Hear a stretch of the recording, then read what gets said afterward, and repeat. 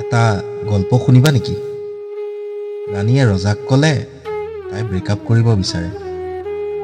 কাৰণ সেইটোৱেই, it's not working out.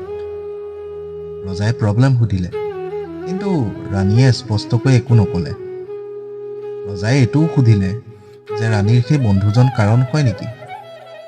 ৰাণীয়ে ওলোটাই ৰজাকেই কথা শুনাই দিলে।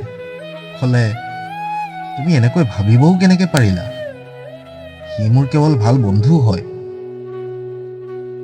তাৰপিছত সেই একে প্ৰচেষ্টা, ৰাণীক ৰখাবলৈ কৰা ৰজাৰ ব্যৰ্থ চেষ্টা, ক্ষমা বিচৰা, কান্দা কোটা কৰা আদি ইত্যাদি। যিহেতু ৰাণীয়ে ৰজাৰ পৰা দূৰ হোৱাটোৱে বিচাৰিছিল, সেয়েহে ৰজাই ৰাণীৰ সুখৰ বাবে অৱশেষত ৰাণীক যাবলৈ দিলে।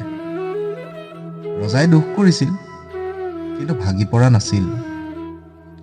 কিন্তু ভাগি পৰিছিল তেতিয়া, যেতিয়া কেৱল ৩ মাহৰ পিছত ৰাণী নিজৰ সেই বন্ধুজনৰ লগত প্ৰেমৰ সম্পৰ্কত আহিছিল। ৰাণীটো সুখত আছে, আৰু ৰজা আজিও ৰাণীৰ কাহিনী শুনাই আছে।